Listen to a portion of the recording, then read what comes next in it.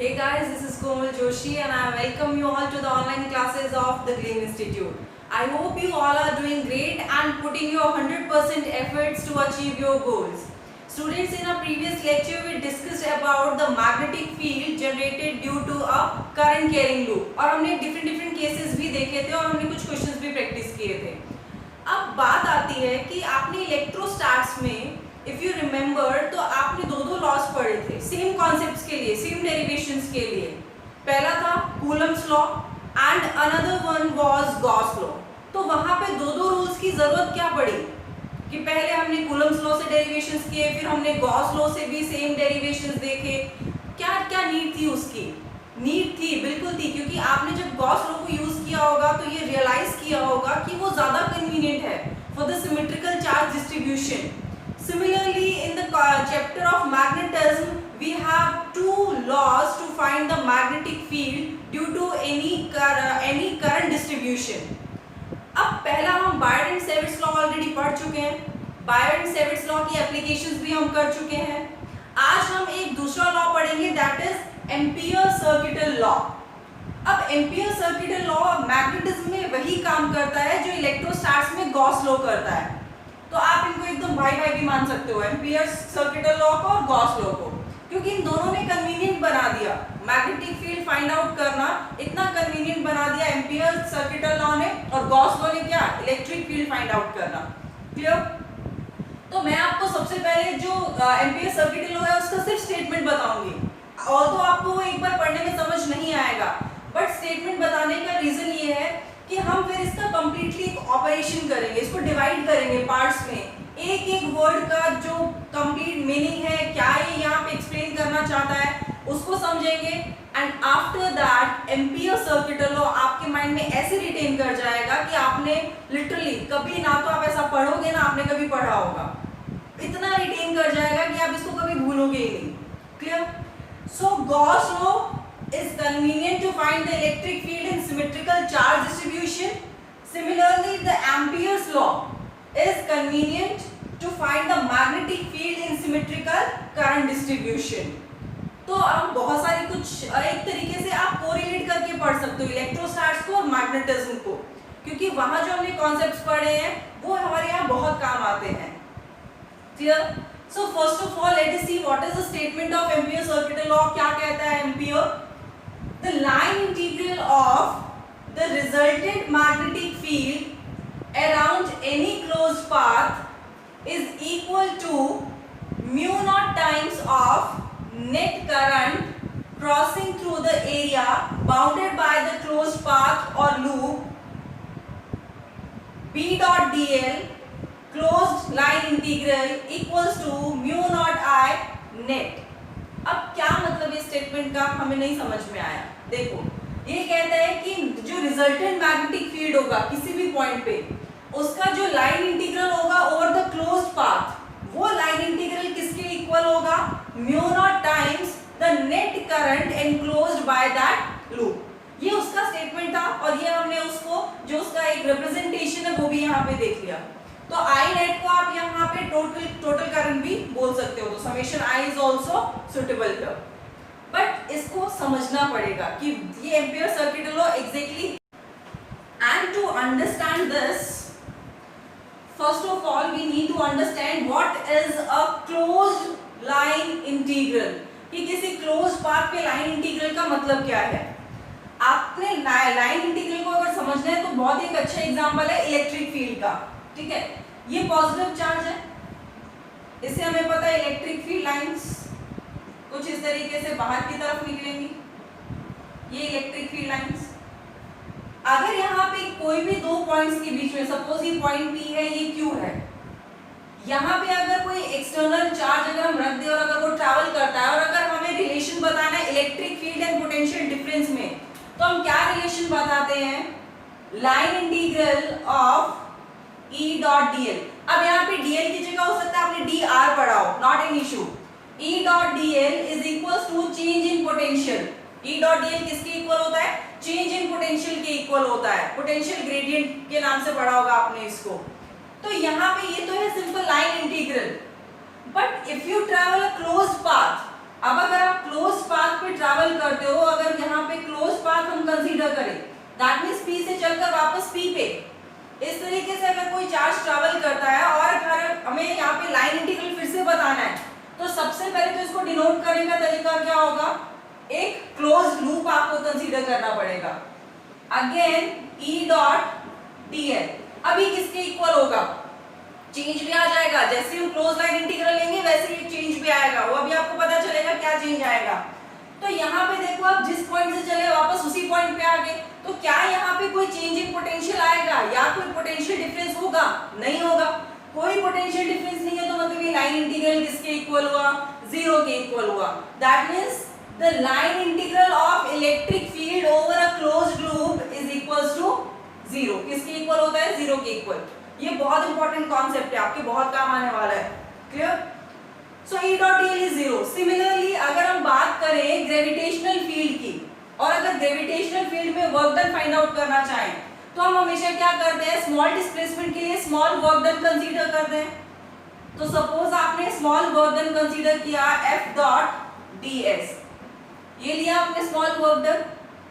लेकिन अगर आपने किसी पॉइंट A से B तक, सिर्फ यहां तक, चाहे आपने कोई भी पाथ लिया हो, सिर्फ A से B तक की बात की है, देन इट्स ओके।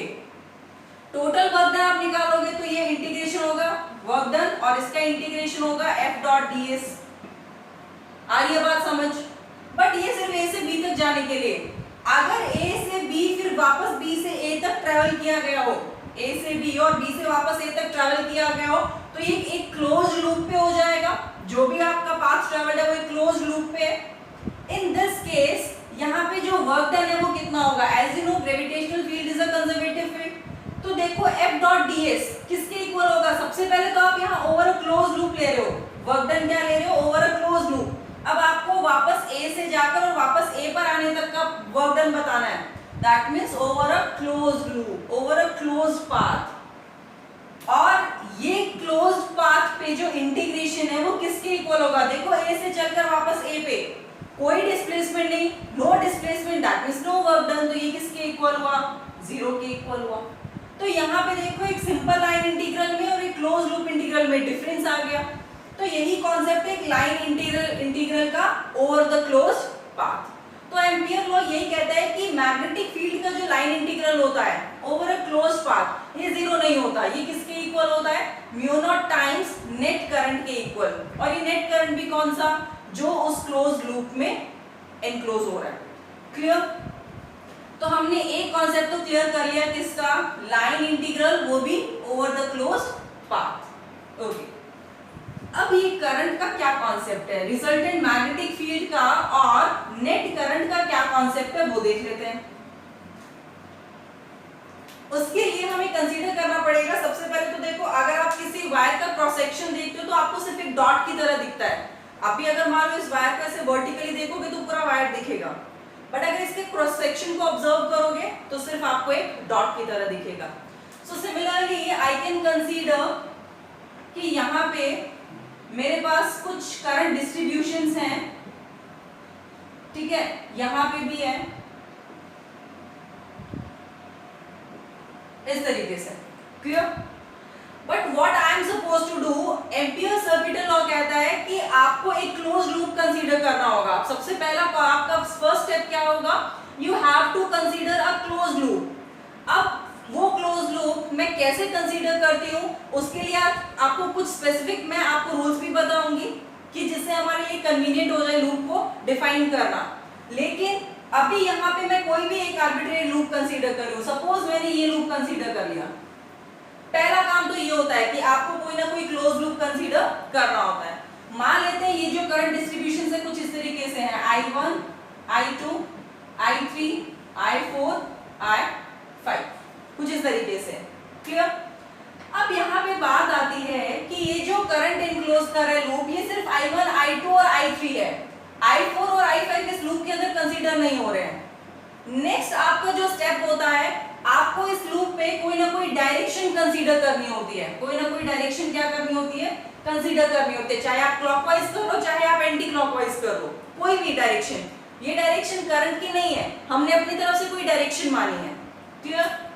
और इसी लूप में जो आपने डायरेक्शन कंसीडर की है उसी डायरेक्शन में आपको एक लेंथ एलिमेंट कंसीडर करना पड़ेगा। क्या करना पड़ेगा? एक लेंथ या करंट एलिमेंट dl कंसीडर करना पड़ेगा। क्लियर?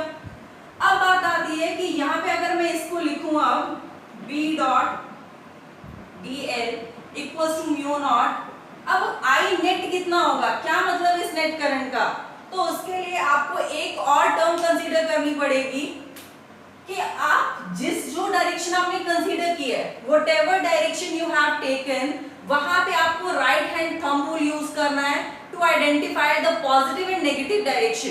क्योंकि नेट करंट लेंगे तो इसमें दोनों डायरेक्शन में है। देखो, इनवर्ड डायरेक्शन में भी है, आउटवर्ड डायरेक्शन में भी है, लेकिन हम इनवर्ड और आउटवर्ड दोनों को सेम साइन के साथ नहीं ले सकते। हमें पता है करंट की डायरेक्शन चेंज होने पे मैग्नेटिक फील्ड भी चेंज हो जाता है, डायरेक्शन चेंज हो जाती है उसकी। आ रही है बात समझ? तो नेट करंट लेने के लिए हमें क्या करना पड़ेगा? साइन भी कंसीडर करने पड़ेंगे, क्योंकि हमने बोला है कि net current enclosed by the close loop. तो यहाँ पे ये जो नेट करंट है, यहाँ पे सिर्फ और सिर्फ ये करंट काउंट होगा, जो इस लूप से बाहर है उस करंट से हमें कोई लेना देना नहीं है। तो यहाँ पे आपको आई नेट के लिए सबसे इंपॉर्टेंट बात क्या ध्यान रखनी है, that this is the current enclosed by this loop, outer current से कोई लेना देना नहीं है। But this magnetic field is the net magnetic field of all these current distributions.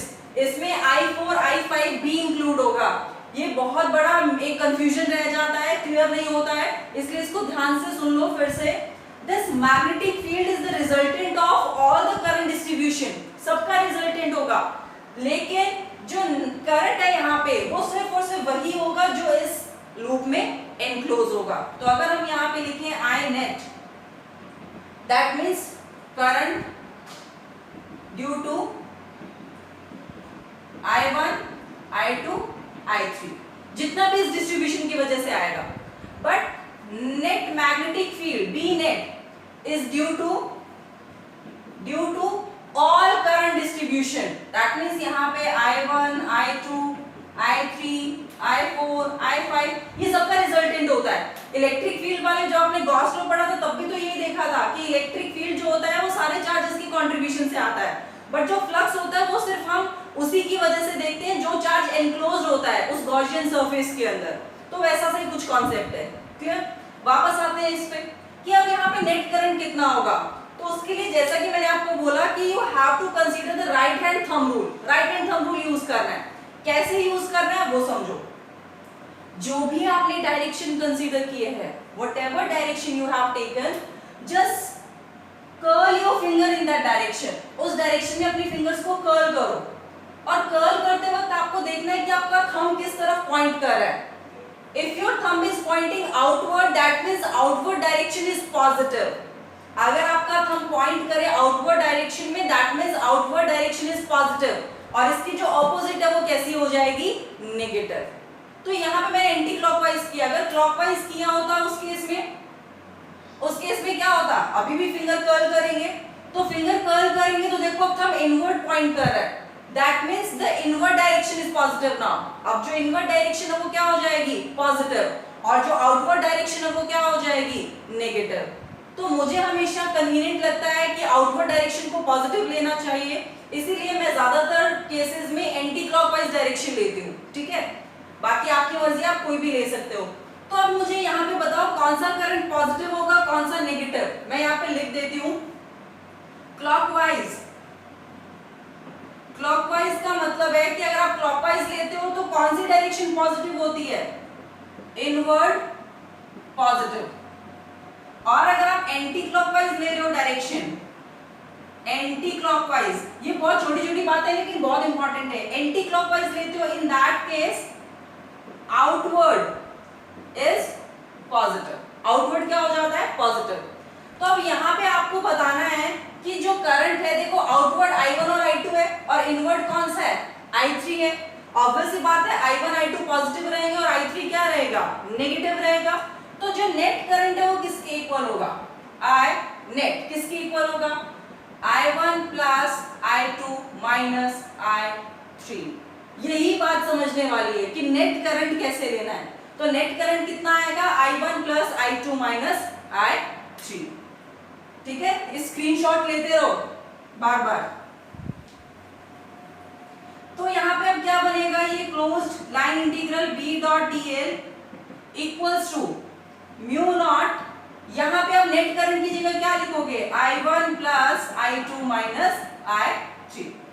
इस डिस्ट्रीब्यूशन के लिए एम्पियर सर्किट लॉ ऐसे एप्लीकेबल होगा। तो अब यहाँ पे आपका कॉन्सेप्ट क्लियर हो गया कि यहाँ पे नेट करंट कौन सा लेना होता है, मैग्नेटिक फील्ड रिजल्टेंट कौन सा लेना होता है, और जो नेट करंट लेते हैं वो किस तरीके से लेना होता है, कब पॉजिटिव कब नेगेटिव होगा। राइट हैंड रूल याद रखो बस। क्लियर हुआ? तो हमने यहाँ पे अब एक तो रिजल्टेंट मैग्नेटिक फील्ड का कॉन्सेप्ट देख लिया, उसके बाद हमने mu naught times net current इसका भी कॉन्सेप्ट देख लिया। और इसका क्या कॉन्सेप्ट है, area bounded by the closed path, that means current will be considered only which is enclosed by the closed loop। बाहर वाले करंट से कोई लेना देना नहीं है, बट मैग्नेटिक फील्ड में वो भी काउंट होगा। क्लियर? आगे बढ़े, ठीक है। तो एक छोटा सा एग्जांपल और, अगर कोई ऐसा करंट डिस्ट्रीब्यूशन है जिसमें I करंट इस तरफ है, I2 करंट इस तरफ है डाउनवर्ड डायरेक्शन में, और आपने इस कंडक्टर के अराउंड एम्पियर लूप कुछ इस तरीके से कंसीडर किया है, और ये डायरेक्शन आपने कंसीडर की है, तो अब जो नेट करंट होगा, अगर मैं इसके लिए फाइंड आउट करूं b डॉट dl, तो बताओ नेट करंट कितना होगा। Right in the comment section, net current कितना होगा, म्यू नॉट I नेट होता है यहाँ पे, तो नेट करंट कितना होगा। फिर से वही काम करना है, एंटी क्लॉकवाइज है, डायरेक्शन देखो, आपने डायरेक्शन एंटी क्लॉकवाइज ली है तो आउटवर्ड डायरेक्शन पॉजिटिव होगी। आउटवर्ड का ऐसे भी देख लिया करो, आउटवर्ड ये करना आप ऐसे भी देख सकते हो, ऐसे देख लो चाहे ऐसे, तो एंटी क्लॉकवाइज घुमाओ अपने फिंगर्स को, तो उस केस में अब ऊपर वाली डायरेक्शन पॉजिटिव आ रही है, तो जो ऊपर आ रहा है करंट वो पॉजिटिव और जो डाउनवर्ड जा रहा है वो नेगेटिव, तो नेट करंट कितना हो जाएगा, I1 minus I2। This is how you are supposed to find the net current। clear? now the second thing, जिस एम्पियर सर्किटल लॉ में आपको जो एम्पीरियल लूप होता है वो कैसा कंसीडर करना होता है, कब हमारे लिए एम्पियर लूप कौन सा कन्वीनियंट रहता है, वो और सुन लो। आपको सिर्फ दो ही बातें ध्यान रखनी है for Amperian loop, for choosing Amperian loop, क्योंकि गॉस सरफेस भी जब हम कंसीडर करते हैं तो कुछ पॉइंट्स को हम ध्यान में रखते हैं, उसी के बेसिस पे हम गॉसियन सरफेस कंसीडर करते हैं। तो आपको दो बातें ध्यान में रखनी होती है। Number one, the magnetic field at every point on the loop और closed path, the magnetic field on every point on the loop should be either zero or uniform। एक ऐसा लूप कंसीडर करो जिसके हर पॉइंट पे या तो magnetic field uniform हो, उसकी वैल्यू चेंज ना हो रही हो, वो वेरी ना कर रहा हो, या फिर मैग्नेटिक फील्ड क्या हो, जीरो हो। एक तो ये बात आपको ध्यान में रखनी होती है। सेकेंड जो बात है वो आपको ध्यान में रखनी होती है, that magnetic field lines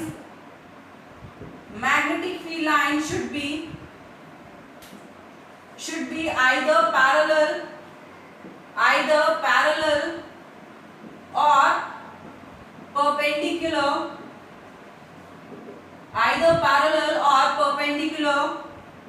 to the closed path। यानी कि जो मैग्नेटिक फील्ड लाइंस है या तो वो पैरेलल हो क्लोज पाथ के या उसके परपेंडिकुलर हो। तो उसमें होता क्या है कि अगर पैरेलल रहता है तो देखो बी डी एल, अगर यहाँ पे थीटा जीरो हो जाएगा तो बी डॉट डी एल बनेगा B D L cos theta, तो वहां पे थीटा जीरो तो कॉस थीटा का कॉन्सेप्ट खत्म हो जाएगा, उसकी वैल्यू 1 हो जाएगी, तो हमारे लिए वो कैलकुलेशन उतनी ही इजी हो जाती है। इस तरीके का एम्पीरियल लूप हमें कंसीडर करना होता है। So this is all about the ampere circuital law, ठीक है, जिसमें हमें एम्पीरियल लूप को कंसीडर करना होता है। अब इसको और कैसे लिख सकते हैं, B D L cos theta, ये भी किसके इक्वल होगा, mu naught times I net. ये जो हमने फॉर्मूला किया ये फ्री स्पेस के लिए है, वैक्यूम के लिए है। अगर आप मीडियम चेंज करते हो तो फिर यहाँ पे आपको रिलेटिव परमिएबिलिटी लेनी पड़ेगी उस मीडियम की, म्यू आर, उसकी वैल्यू लेनी पड़ेगी, या फिर जो परमिएबिलिटी उस मीडियम की है अगर आप म्यू लेते हो तो फिर आपको, क्योंकि म्यू आर किसके इक्वल होता है, relative permeability mu R, it is equals to permeability of the medium divided by absolute permeability. So mu r equals to mu over mu naught. तो यहाँ से आपको फिर इस mu की वैल्यू पुट करनी पड़ती है, mu naught into mu r. तो वो आप कन्वर्ट कर सकते हो, that is not a big deal. Now we will move to the applications of this Ampere's circuital law. क्योंकि इसकी एप्लीकेशन, जो इसकी एप्लीकेशंस है वो बहुत इंपॉर्टेंट है। बड़े इसके एप्लीकेशंस की तरफ, just take a screenshot. Okay, बहुत इंपॉर्टेंट एप्लीकेशन है इसकी और बहुत इंटरेस्टिंग भी है, और आप इतना एंजॉय करोगे ना इस लेक्चर को कि आपको लगेगा मतलब हमारे क्वेश्चन को हम मतलब चुटकियों में सॉल्व कर देंगे, बस हमारे सामने आना चाहिए question.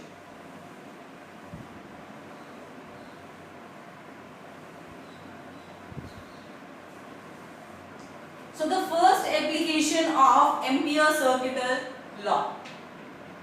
First application, magnetic field due to a straight conductor. Magnetic field due to a straight conductor. हम ये पहले भी कर चुके हैं, बट पहले हमने इसको बायड एंड सेविट्स लॉ से किया था। इसी को आज हम एम्पियर सर्किटल लॉ से भी करेंगे। Clear? For that what we are suppose to do, suppose हमारे पास ये कोई कंडक्टर है, स्ट्रेट कंडक्टर, इसमें करंट फ्लो कर रहा है अपवर्ड डायरेक्शन में। अब अगर हमें इसको एम्पियर सर्किटल लॉ से करना है, जो कि क्या कहता है, B dot dl is equals to mu naught times I net. अगर हमें इसको अप्लाई करना है तो सबसे पहला काम क्या होता है, to select a close loop. अब देखो स्ट्रेट वायर के अराउंड मैं अगर कोई लूप ऐसा कंसीडर करूं जो कि सर्कुलर हो, सपोज आपको इस पॉइंट P पे मैग्नेटिक फील्ड फाइंड आउट करना है and this point P is at distance r from this conductor, तो आपको इस लूप को इन्वॉल्व करते हुए एक लूप कंसीडर करना है, ठीक है। और ऐसे केसेस में सबसे ज्यादा कन्वीनियंट एक सर्कुलर लूप रहता है, क्योंकि वो जब करंट पे इनक्लोज करता है तो वो टोटल करंट पे इनक्लोज करता है, ये पूरा करंट इससे पास होता है। ऐसे समझ सकते हो इसको कि ये जो क्लोज लूप है इसको आप एक बॉल की तरह भी मान सकते हो, लाइक दिस। तो अब जो भी करंट जा रहा है वो इस क्लोज लूप से क्या हो रहा है, क्रॉस कर रहा है, तो हम इस नेट करंट को कंसीडर कर सकते हैं, टोटल करंट को कंसीडर कर सकते हैं। क्लियर? ये जैसे मान लो उसकी सरफेस होगी, क्लियर? ठीक है, तो यहां पे आपने एम्पीरियन लूप कंसीडर किया, this is your Amperian loop, और इसकी रेडियस अब क्या हो गई r। हमें पता है कि एक करंट कैरिंग कंडक्टर के अराउंड जब मैग्नेटिक फील्ड बनता है तो जो मैग्नेटिक फील्ड लाइंस होती है दे आर कंसेंट्रिक सर्कल्स। किसकी फॉर्म में होती है, कंसेंट्रिक सर्कल्स की फॉर्म में होती है। और अगर हमें मैग्नेटिक फील्ड की डायरेक्शन चाहिए होती है तो हम क्या करते हैं, we just draw a tangent at any point and that gives us the direction of magnetic field. तो यहाँ पे भी अगर मैं इस पॉइंट पे टेंजेंट ड्रॉ करूं तो ये मैग्नेटिक फील्ड की डायरेक्शन होगी, होगी कि नहीं होगी, बिल्कुल होगी। और हम यहाँ पे डायरेक्शन कंसीडर कर लेते हैं एंटी क्लॉकवाइज इस लूप पे, क्योंकि हमें कोई ना कोई डायरेक्शन कंसीडर करनी होती है, तो मैंने कर लिया एंटी क्लॉकवाइज। अगर ये डायरेक्शन एंटी क्लॉकवाइज है तो जो हम यहाँ पे एलिमेंट dl लेंगे उसकी डायरेक्शन भी क्या हो जाएगी, सेम डायरेक्शन में हो जाएगी। जो मैग्नेटिक फील्ड की डायरेक्शन आ रही है उसी की डायरेक्शन में इस एलिमेंट की डायरेक्शन भी हो जाएगी, क्योंकि उस dl की डायरेक्शन भी आप कैसे दोगे, अगर आपने एंटी क्लॉकवाइज दिया है तो एंटी क्लॉकवाइज में प्रोसीड करता हुआ किसी भी पॉइंट पे एक टेंजेंशियल वेक्टर आप ड्रॉ करोगे तो आपको dl की डायरेक्शन मिल जाएगी। क्लियर?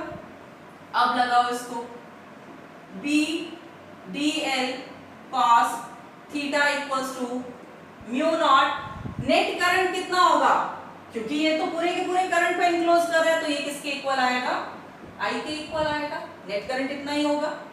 यहाँ पे थीटा कितना है, 0 है, so b dl cos 0 equals to mu naught I. अभी यहाँ पे डीएल वेक्टर नहीं है, आगे बात समझ हो भी नहीं सकता, क्योंकि क्लोज लूप पे ये डीएल वेक्टर किसकी कोई वैल्यू 0 हो जाएगा, क्योंकि अगर आप वेक्टर्स को अगर एक प्रॉपर ऑर्डर में लेते हुए क्लोज लूप बना देते हो तो फिर वो वेक्टर सम 0 हो जाता है। तो अब ये वेक्टर नहीं है यहाँ पे, क्लियर? ठीक है, बी को बाहर ले लो, क्यों? क्योंकि मैग्नेटिक फील्ड वेरी नहीं कर रहा है, जो आपने लूप कंसीडर किया उस पे आप कोई भी पॉइंट ले लो, रेडियल है ये, रेडियल है तो सबसे रेडियस के अलोंग जो डिस्टेंस होगी वो सेम होगी, कहीं पे भी कोई पॉइंट ले लो, तो मैग्नेटिक फील्ड तो वेरी कर नहीं रहा है। इसीलिए मैंने कहा था ऐसा लूप कंसीडर करो जिसपे हर पॉइंट पे मैग्नेटिक फील्ड क्या रहे, यूनिफॉर्म रहे। इंटीग्रेशन किसका होगा, dl का, equals to mu naught I, cos 0 की वैल्यू 1। अब बात आती है कि dl का इंटीग्रेशन क्या होगा, तो देखो dl को इंटीग्रेट करेंगे तो l आएगा, मतलब द टोटल लेंथ, और टोटल लेंथ इस लूप की क्या होगी, इसके सर्कमफेरेंस के इक्वल, लगा दो b into 2 pi r equals to mu naught आई।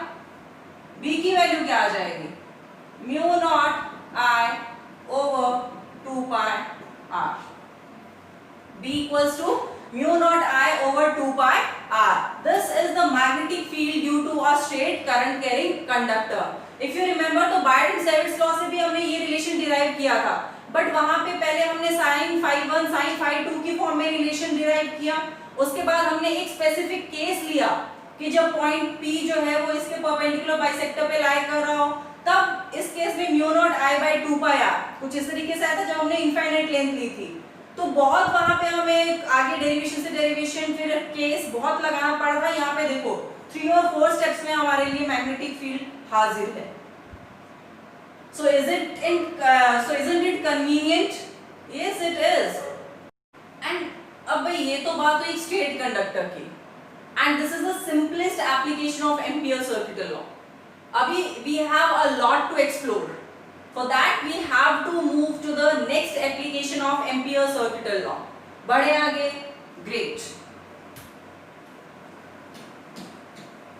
आप एक पता है फिजिक्स का एक सिंपल सा फंडा होता है, जब आप किसी भी कॉन्सेप्ट को विद लॉजिक याद रखते हो ना तो आपको क्रैम करने की जरूरत नहीं पड़ती। अब आपको रट के नहीं जाना पड़ेगा कि मैग्नेटिक फील्ड का formula mu naught I by 2 pi R होगा। एक बार के लिए मैं कहती हूँ ये फॉर्मूला आपको नहीं भी याद है, आप भूल भी गए, बट स्टिल अगर आपको कॉन्सेप्ट याद है तो आपको लेस देन 1 मिनट लगेगा इसको डिराइव करने में, लेस देन 1 मिनट। सो अपने कॉन्सेप्ट्स को स्ट्रॉन्ग करो, इतना स्ट्रॉन्ग कि मतलब कहीं से भी कोई भी क्वेश्चन आ जाए ये क्या क्वेश्चन है, बट हम तो इसको चुटकियों में कर लेंगे। Now the magnetic field due to a hollow cylindrical wire. अब हम मैग्नेटिक फील्ड किसकी वजह से फाइंड आउट करेंगे, due to a thin hollow cylinder और सिलिंड्रिकल कंडक्टर, सिलिंड्रिकल कंडक्टर। अब मैंने यहाँ पे थिन वर्ड स्पेसिफिकली क्यों मेंशन किया है, क्योंकि अगर आप एक थिन सिलिंड्रिकल कंडक्टर ले रहे हो या फिर आप एक थिक सिलिंड्रिकल कंडक्टर ले रहे हो, दोनों ही होलो हैं, बट फिर भी वहां पे एक ऐसा पॉइंट आता है, एक ऐसी पोजीशन आती है जहां पे मैग्नेटिक फील्ड में डिफरेंस आ जाता है। तो सिर्फ उस एक पॉइंट के लिए मैंने इसको अलग अलग करके मैं आपको बताऊंगी, clear? So first of all we are taking a thin hollow cylindrical conductor. मान लेते हैं कि ये हमारे पास कोई होलो सिलिंड्रिकल वायर है, ठीक है, और इसका एक्सिस हुआ, इसकी रेडियस मान लेते हैं हमने कितनी ली है, कैपिटल आर, क्लियर? करंट मान लेते हैं इसमें कुछ इसके सरफेस पे अपवर्ड डायरेक्शन में, तो ये आप डायरेक्शन करंट की, यहां भी करंट आए और यहां भी करंट कितना आए। हमें यहाँ पे मैग्नेटिक फील्ड बताना है, जिसके लिए हमें 2 केसेस कंसीडर करने पड़ेंगे। Number 1 is inside the cylinder, inside the cylinder, and number 2 is outside the cylinder। Surface पे भी कर सकते हैं, बट सरफेस वाले केस को हम इनके साथ ही कर लेंगे, क्लियर? अब inside the cylinder magnetic field क्या बनेगा, उसके लिए what we are suppose to do, यहाँ पे हमें कोई पॉइंट P कंसीडर करना पड़ेगा। मान लेते हैं इस पॉइंट P पे हमें मैग्नेटिक फील्ड फाइंड आउट करना है, which is situated at a distance r from its axis. और यहाँ पे अगर हमें मैग्नेटिक फील्ड फाइंड आउट करना है तो we have to consider Amperian loop. यहाँ पे भी सर्कुलर एम्पीरियन लूप ही कन्वीनियंट रहेगा क्योंकि अभी भी ये सिलिंड्रिकल शेप है. यहाँ पे आपने एम्पीरियन लूप कंसीडर कर लिया और हमें पता है कि अभी भी अगर ये सिलिंड्रिकल है तो क्या हुआ है, तो स्ट्रेट कंडक्टर वाला ही कॉन्सेप्ट. तो जो मैग्नेटिक फील्ड बनेगा वो अभी भी टेंजेंशियल बनेगा. सपोज ये डायरेक्शन रहेगी और यहाँ पे मैंने इस लूप की जो डायरेक्शन कंसीडर किया वो भी एंटी क्लॉकवाइज. तो जो करंट एलिमेंट है उसकी डायरेक्शन भी यही रहेगी. So magnetic field and element dl element दोनों की डायरेक्शन सेम है. लगाए empiric circuital law. V dot dl equals to mu naught I net. यही लगेगा म्यू नॉट I नेट. अब यहां पे देखो BDL क्योंकि दोनों सेम डायरेक्शन में है तो cos 0 सोचने वाली बात ही नहीं है इसमें. म्यू नॉट नेट करंट कितना होगा, what will be the net current. सारा मतलब कॉन्सेप्ट ही नेट करंट का है. आपको नेट करंट समझ आ गया, आपको इसको लेना आ गया तो फिर तो कुछ है ही नहीं. आप किसी भी क्वेश्चन में किसी भी कॉन्सेप्ट में एम्पियर्स लॉ लगा सकते हो. अब देखो ये जो लूप है जितना भी करंट फ्लो कर रहा है वो इसकी सरफेस से फ्लो कर रहा है और ये होलो सिलेंडर है. That means this loop is enclosing no current और you can say that no current is enclosed by this loop. कोई करंट एनक्लोज नहीं हो रहा है. That means net current is 0. If net current is 0 that means B dl ये भी किसके equal होगा, 0 के इक्वल. और ये 0 के इक्वल है तो जो मैग्नेटिक फील्ड है वो भी कितना हो जाएगा, 0. No magnetic field will exist inside this hollow cylindrical conductor. इसके अंदर कोई मैग्नेटिक फील्ड एग्जिस्ट नहीं करेगा. So B inside is 0. कितना इजी था ना, सिर्फ नेट करंट देखना था. आते हैं आउटसाइड द सिलेंडर. अब देखो आउटसाइड अगर हमें कंसीडर करना है तो हमें यहाँ पे सिलेंडर की अब दूसरी कंडीशन कंसीडर करनी पड़ेगी. How, now I will take, चलो यहाँ पे दूसरा ड्रॉ कर लेते हैं. अच्छा एक चीज और, आप इसका सिलेंडर का अगर अभी तो ये फ्रंट व्यू आप देख रहे हो, ठीक है, आप ये व्यू देख रहे हो, लेकिन अगर आप इसका क्रॉस सेक्शन देखो तो आपको एक डॉट की फॉर्म में दिखेगा और जो सिचुएशन बनेगी ये कुछ ऐसी बनेगी. हमने अभी जो कंसीडर किया है लूप वो r डिस्टेंस पे यहाँ कहीं पॉइंट P कंसीडर किया है लाइक दिस और ये r रेडियस इसकी सिलेंडर की और जो करंट की डायरेक्शन है वो क्या है, आउटवर्ड या अपवर्ड. तो ऐसा कुछ व्यू दिखेगा आपको क्रॉस सेक्शन व्यू. यहाँ पे सेकंड केस में मान लेते हैं कि जो सिलेंडर है उसमें पॉइंट P जो है, थोड़ा सा और स्पेस ले लेते हैं. अब जो सिलेंडर हमने लिया है सेम सिलेंडर है बट यहाँ पे जो पॉइंट लाई करेगा वो कहाँ करेगा, आउटसाइड द सिलेंडर. तो इसके एक्सिस से मान लेते हैं अभी वो कितने डिस्टेंस पे है, r डिस्टेंस पे है. क्लियर. यहाँ पे भी हमें क्या कंसीडर करना पड़ेगा, एम्पीरियन लूप कंसीडर करना पड़ेगा. इसकी रेडियस कैपिटल R. तो यहाँ पे अगर एम्पियर सर्किटल लॉ लगाते हैं B डॉट dl तो देखो ये तो B dl cos 0 रहेगा. सोचने की जरूरत नहीं क्योंकि इसमें भी सेम कॉन्सेप्ट रहेगा. ये मैग्नेटिक फील्ड और dl की डायरेक्शन दोनों की same. B dl equals to mu naught I net. Net current के इक्वल होगा. अब देखो यहाँ पे नेट करंट होगा कितना, B को बाहर ले लो, dl equals to mu naught net current. अब देखो यहाँ पे इस लूप में ये पूरा सिलेंडर कवर हो रहा है कि नहीं. So the net current will be current enclosed by this cylinder. जितना सिलेंडर पे करंट फ्लो हो रहा है वो टोटल करंट एनक्लोज करेगा ये लूप, क्योंकि इस लूप को क्रॉस कर रहा है वो करंट क्रॉस कर रहा है. तो यहाँ पे नेट करंट टोटल करंट के बराबर. dl का इंटीग्रेशन कितना, 2 पाई r, क्योंकि अभी भी रेडियस कितनी है लूप की, r equals to mu naught I. So b equals to mu naught I over 2 pi r. फिर से वही रिलेशन आ गया, same relation, b equals to mu naught I over 2 pi r, same relation. So inside the cylinder the magnetic field will be 0 but outside the cylinder the magnetic field will be mu naught I over 2 pi r. That means inside 0 और outside ये vary करेगी 1 by r के proportion में या फिर r के inversely proportion. Clear है ये चीज. आपको ग्राफ से ये चीज और भी अच्छे से समझ में आ जाएगी, क्योंकि ग्राफ बहुत इंपॉर्टेंट होता है। अगर आपको ग्राफ भी अगर याद है तो आप ये डेरिवेशन आपको रटने की जरूरत नहीं है, आप डायरेक्ट रिलेशंस बता सकते हो। सो लेट अस सी कि जो ग्राफ है वो कैसा बनेगा, इसका क्रॉस सेक्शनल व्यू कैसा बनेगा। अब जो आपने पॉइंट कंसीडर किया वो आउटसाइड कंसीडर किया है, तो इसकी रेडियस r और इसकी स्मॉल r, करंट अभी भी कितना बाहर की तरफ है, तो ये कुछ इसका अपर व्यू बनेगा। Clear? Now let us see the BR curve for this cylinder. दो ही केस याद रखने हैं आपको, इनसाइड एंड आउटसाइड। जब आपके पास एक थिन होलो सिलेंडर हो तो B इनसाइड कितना था 0 और B आउटसाइड कितना mu naught I over 2 pi r। Clear?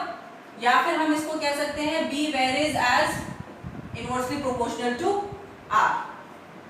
Now what about BR curve? Here I take magnetic field और यहां मैंने क्या लिया r डिस्टेंस। क्लियर? यहां पे मैंने कोई एक पॉइंट लिया है जहां पे मैंने माना r किसके इक्वल है, सिलेंडर की रेडियस के equal, r equals to capital R। Clear? अब देखो यहाँ पे आपको खुद को रियलाइज हो रहा है कि इनसाइड यानी कि जब तक आप सरफेस तक पहुंचते हो, सिलेंडर की सरफेस तक पहुंचते हो, वहां पे कोई मैग्नेटिक फील्ड एग्जिस्ट नहीं कर रहा है। दैट मींस मैग्नेटिक फील्ड क्या 0, कोई मैग्नेटिक फील्ड एग्जिस्ट नहीं कर रहा है। बट जैसे ही आप सरफेस पे पहुंचोगे तो एक मैग्नेटिक फील्ड एकदम से क्या हो जाएगा मैक्सिमम। मैग्नेटिक फील्ड एकदम से क्या मैक्सिमम। सरफेस से आगे बाहर जब आप किसी और पॉइंट पे जाओगे, जैसे जैसे डिस्टेंस इंक्रीज करोगे मैग्नेटिक फील्ड फिर से क्या होता जाएगा डिक्रीज होता जाएगा। क्योंकि देखो सरफेस के लिए क्या बनेगा, surface mu naught I over 2 पाई, ये किसके इक्वल आएगा r, कैपिटल R के इक्वल। तो कैपिटल R से जैसे आप दूर जाते हो डिस्टेंस तो इंक्रीज होता है, डिस्टेंस इंक्रीज हो रहा तो मैग्नेटिक फील्ड डिक्रीज हो रहा, that means on surface it is maximum. तो यहां के बाद जो मैग्नेटिक फील्ड है वो कुछ इस तरीके से डिक्रीज होगा। तो आपका जो ग्राफ आएगा वो कुछ इस तरीके का ग्राफ आएगा। ठीक है, यहाँ पे B is inversely proportional to R और यहाँ पे B इक्वल्स टू 0। ये ग्राफ बहुत इंपॉर्टेंट है, आपको एक एक पॉइंट याद रखना है कि कैसे आया, क्यों आया ग्राफ, ये ऐसा कर्व आ रहा है तो क्यों आ रहा है, everything you need to remember. Clear? बढ़े इसकी नेक्स्ट एप्लीकेशन की तरफ। ओके,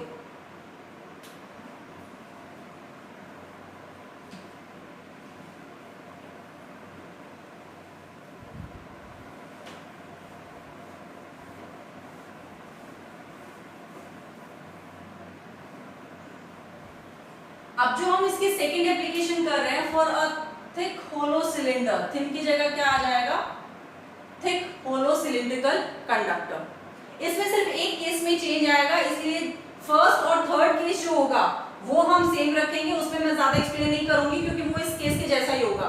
बस जो सेकंड केस होगा उसको हम अच्छे से देखेंगे। तो यहाँ पे जब भी आप एक थिक सिलेंडर कंसीडर करते हो तो इसकी वॉल्स ऑब्वियस सी बात है थिक होंगी। अगर इसकी वॉल्स थिक हैं तो कुछ हम ऐसे उसको डिनोट कर सकते हैं। ठीक है, ये मान लो उसकी थिक वॉल्स हैं। अब हमें यहाँ पे मैं आपको एक ही सिलेंडर में तीनों पोजीशंस बता दूंगी। करंट अभी भी मान लो अपवर्ड डायरेक्शन में है। ठीक है, करंट अभी भी क्या है अपवर्ड है।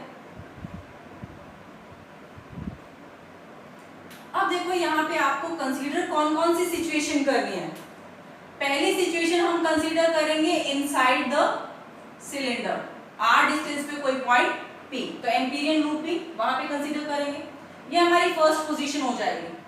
सेकेंड पोजीशन, अब देखो एक चेंज आएगा, यहाँ इस वॉल के अंदर भी एक कोई पॉइंट लाई कर सकता है जहां पे मैग्नेटिक फील्ड एग्जिस्ट करेगा, क्योंकि ये थिक वायर है तो यहाँ पे भी एग्जिस्ट करेगा। तो यहाँ पे मान लेते हैं इस पॉइंट की जो डिस्टेंस है वो भी हम क्या लेंगे r लेंगे, और फिर से क्या कंसीडर करना पड़ेगा एक एम्पीरियन लूप कंसीडर करना पड़ेगा। थर्ड जो केस लेंगे हम सेम लेंगे outside the cylinder, outside the cylinder. Clear? तो आपको ऐसे दिख रहा होगा कि जो फर्स्ट केस है और जो और केस है, वो तो अभी हमने जो सिलेंडर के लिए किए थे वो सेम रहेंगे। तो मैं इसको बिना डिराइव किए सीधा लिख देती हूँ दैट बी इनसाइड कितना होगा 0 first case, and third case B outside कितना होगा mu naught I over 2 pi R, ये हो जाएगा। क्लियर? बट बात आती है इसकी, यहां पॉइंट पे मैग्नेटिक फील्ड कितना बनेगा? Case second, magnetic field eight P lies inside the wall।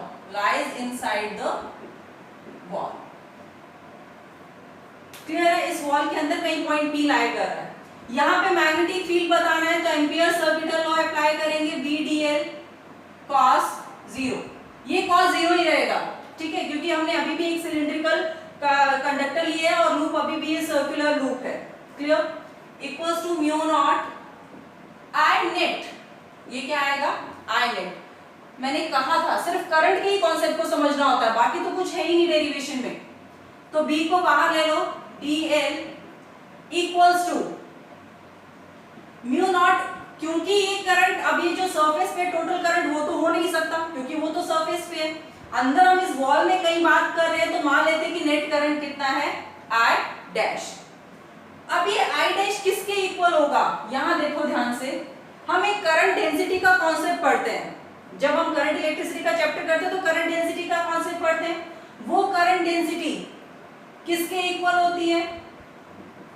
I bye A के इक्वल होती है। तो यहाँ पे अगर ये I डैश हो और ये A डैश हो तो ये जो I डैश है ये किसके इक्वल हो जाएगा? J A डैश के इक्वल हो जाएगा। यानी कि हम यहाँ पे क्या पुट कर सकते हैं? Mu naught J A dash, current density and the area enclosed by this loop, इसको कंसीडर कर सकते हैं। बढ़ते हैं आगे, DL इक्वल्स टू, अब एक बात बताओ, ये जो mu naught J A dash है यहाँ पे J की वैल्यू क्या होगी? करंट डेंसिटी की वैल्यू क्या होगी? करंट डेंसिटी J किसके इक्वल होगा? Total current divided by total area, इस सिलेंडर का total current by total area के इक्वल होगा। दैट मींस ये किसके इक्वल होगा? I बाय एरिया कितना होगा? इस सिलेंडर का कंप्लीट एरिया कितना होगा?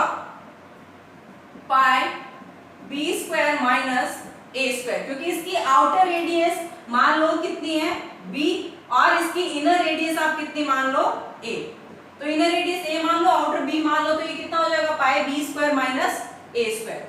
यहाँ पे A डैश, ये लूप जो एरिया कंसीडर करेगा या जो एरिया कवर करेगा वो किसके इक्वल होगा? I, अगर इसी की तरह देखें तो पाई, इसकी खुद की रेडियस कितनी है? R, R स्क्वायर, और जो ये इनर सरफेस है इसकी कितनी है? A स्क्वायर, तो R square minus A square, ये इसका एरिया हो जाएगा। आ रही है बात समझ? DL की जगह क्या पुट करेंगे?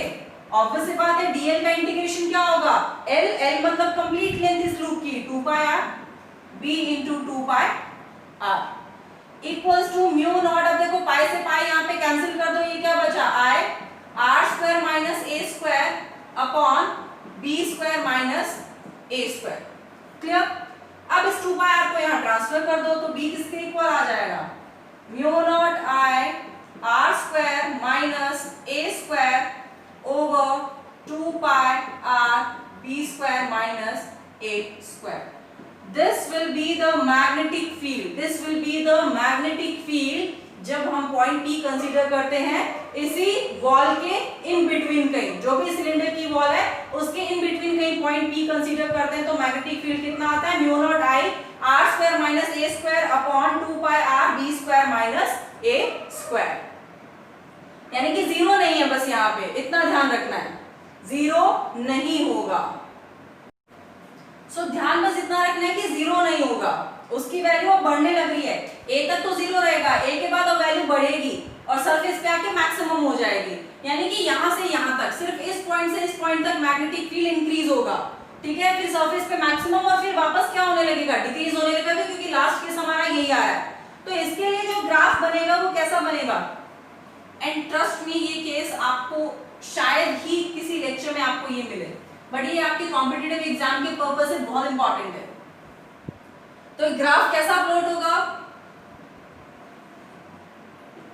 B and R। अब यहाँ पे दो डिस्टेंस कंसीडर करेंगे, एक तो इनर रेडियस, सपोज यहाँ तक A, ये आउटर रेडियस B। क्लियर? यानी कि आप इसको कैपिटल R भी बोल सकते हो B को। R इक्वल्स टू यहाँ पे क्या है B और यहाँ R इक्वल्स टू कितना है A। तो देखो अगर हम बात करें, जब तक हम इनर सरफेस तक पहुंचते हैं तब तक मैग्नेटिक फील्ड क्या रह रहा था, जीरो, इनसाइड जीरो, और आउटसाइड कितना, B inversely proportional to R। But इस A से धीरे धीरे इसका जो मैग्नेटिक फील्ड है, इसका जो मैग्नेटिक फील्ड है वो क्या होने लगता है, इंक्रीज होने लगता है। क्या होने लगता है, A से B तक क्या होगा, इंक्रीज होगा, लाइक दिस। और उसके बाद B पर मैक्सिमम हो जाएगा, सपोज ये मैक्सिमम वैल्यू है B की, B नॉट। उसके बाद वापस ये क्या होने लगेगा, B inversely proportional to R की फॉर्म में डिक्रीज होने लगेगा, तो ये मैग्नेटिक फील्ड वापस डिक्रीज होगा।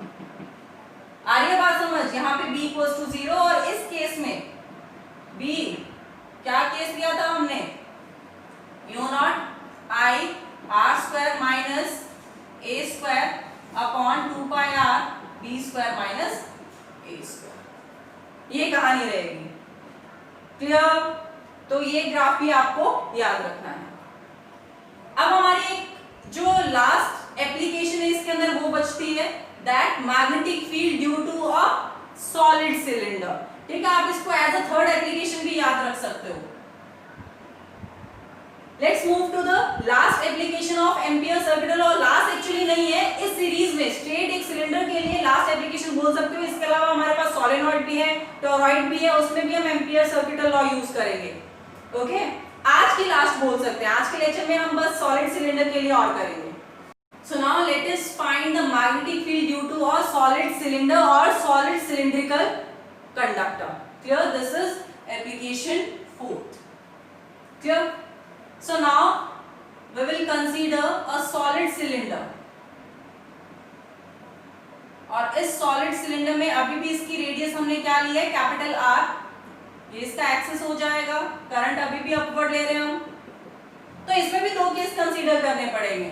Number 1 inside the cylinder and number 2 outside.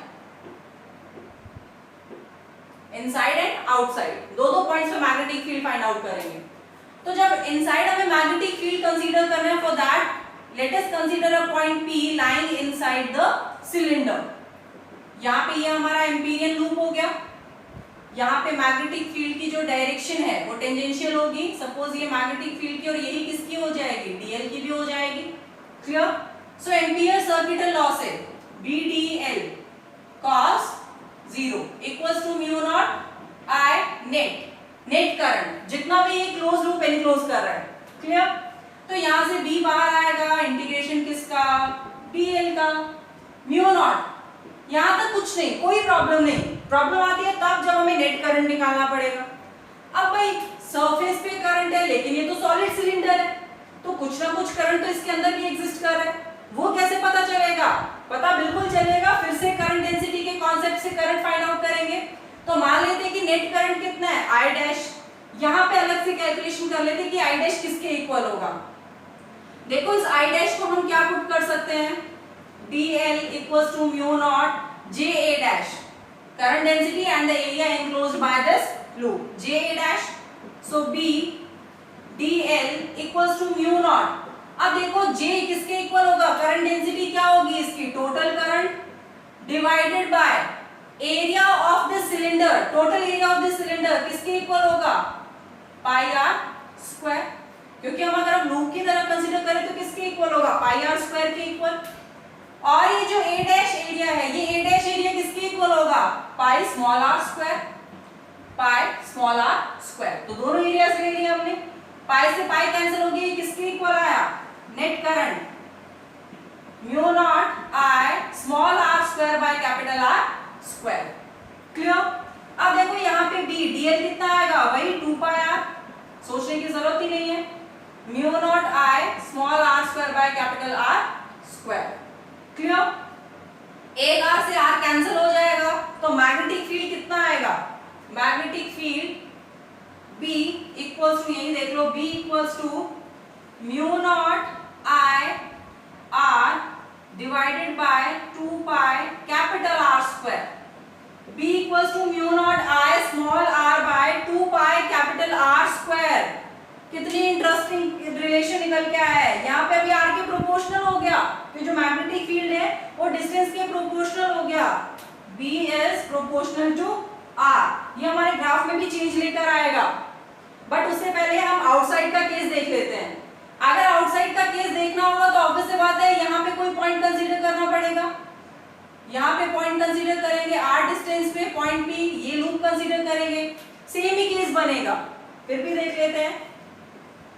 PDL equals to mu naught I net, और क्योंकि ये पॉइंट बाहर P लाई कर रहा है तो ये टोटल करंट को एनक्लोज करेगा जितना भी सिलेंडर से फ्लो कर रहा है, तो ये आ जाएगा B into 2 pi R equals to mu naught total current, net current इतना ही है। यहां से ये किसके इक्वल आ जाएगा, B equals to mu naught I over 2 pi R। Same case आ रहा है जो हमने अभी तक किया है बाकी सिलेंडर्स के लिए। तो अब यहाँ पे देखो वेरिएशन कैसे हो रहा है। अब ये मैग्नेटिक फील्ड R के इनवर्सली प्रोपोर्शनल है, यहाँ पे R के प्रोपोर्शनल, तो भाई ये केस भी चेंज हो गया। मतलब तीन केस लिया हमने, thin cylinder, thick cylinder, hollow cylinder दोनों, और ये एक सॉलिड सिलेंडर। तीनों में डिफरेंट डिफरेंट मैग्नेटिक फील्ड्स आ रहे हैं अलग अलग पॉइंट पे, सिर्फ एक आउटसाइड वाला जो पॉइंट है उस पे सेम आ रहा है। तो यही वेरिएशंस होते हैं, ठीक है। और यही वेरिएशंस आपको ध्यान में रखने होते हैं, क्योंकि आपको क्वेश्चन में कब कौन सा कॉन्सेप्ट दिया है वो आप तभी सॉल्व कर पाते हो जब ये सारे कॉन्सेप्ट्स आपके क्लियर हैं। बढ़े आगे, इसका ग्राफ प्लॉट करें, जस्ट टेक अ स्क्रीनशॉट।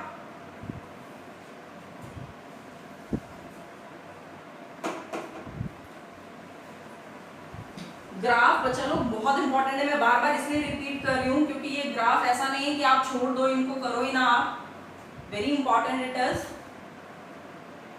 अब ग्राफ कैसा प्लॉट होगा, B एंड R, यहां कोई पॉइंट ले लेते हैं R equals to capital R। अब देखो मैग्नेटिक फील्ड है वो जीरो नहीं है, इस सिलेंडर के अंदर कहीं भी जीरो नहीं है, लेकिन हमें इतना जरूर पता है कि इसके सरफेस पे वो मैक्सिमम हो जाएगा, क्योंकि B किसके इक्वल आएगा सरफेस पे, mu naught I by 2 pi capital R के इक्वल आएगा, ठीक है। तो यहाँ पे मैक्सिमम है, बट जब तक आप इसकी सरफेस तक पहुंचते हो तब तक magnetic field B proportional to R है। B प्रोपोर्शनल टू R का मतलब लीनियरली इंक्रीज होगा, B proportional to R, magnetic field increase होगा, और जैसे आप सरफेस पे पहुंचते हो वहां पे मैक्सिमम हुआ, उसके बाद फिर से मैग्नेटिक फील्ड क्या होने लगेगा, डिक्रीज होने लगेगा। B is inversely proportional to R। तो देखो ये ग्राफ की हेल्प से आपको ये दोनों रिलेशंस भी याद रह जाएंगे।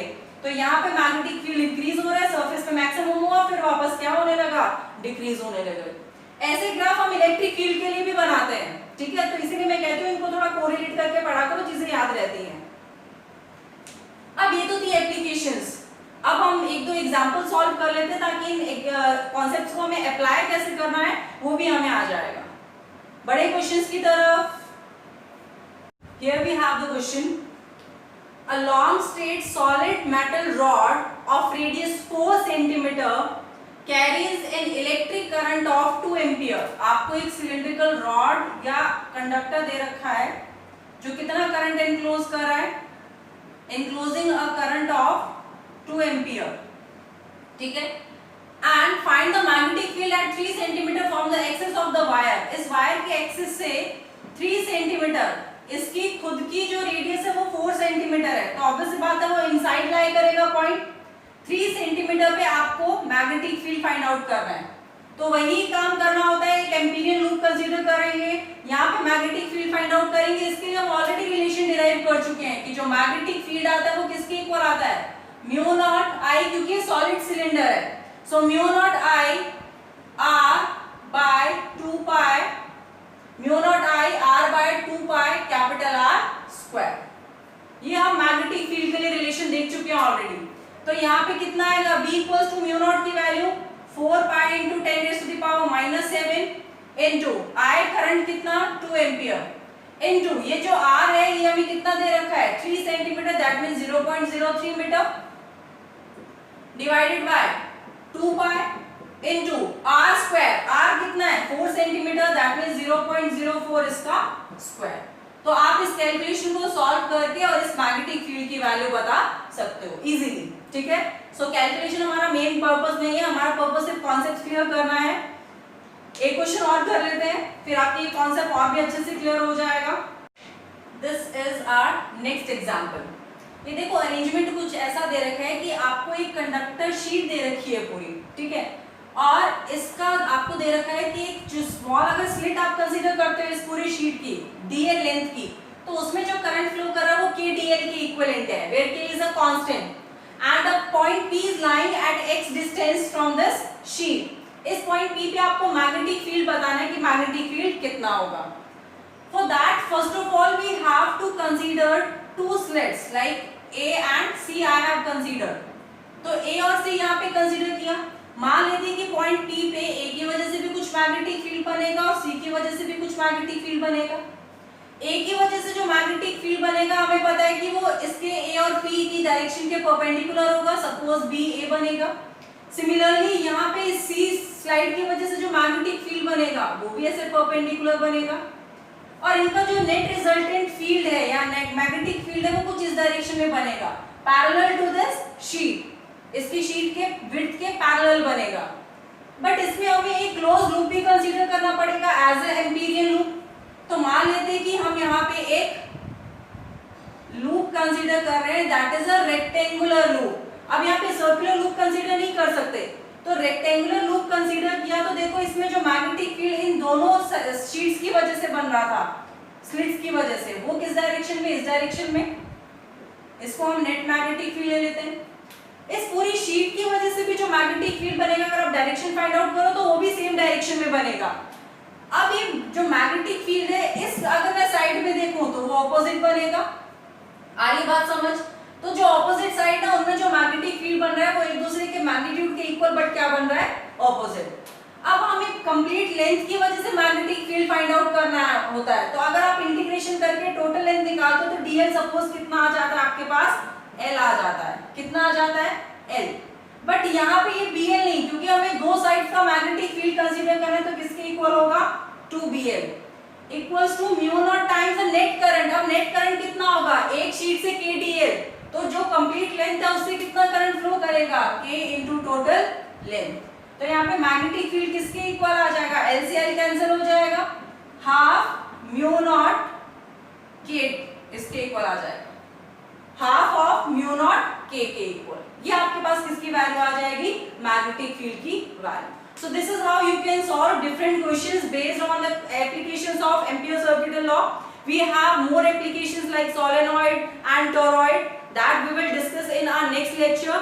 I hope you enjoyed today's lecture, and if you enjoyed, then do not forget to subscribe and hit the bell icon. Stay tuned, keep giving your 100%.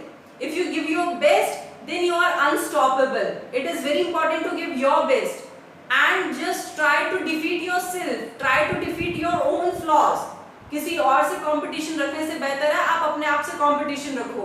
कल जो कमी छोड़ी वो आज नहीं रहनी चाहिए, तो ये स्पिरिट आपके अंदर होना चाहिए। Okay, so keep doing great work and just all the very best.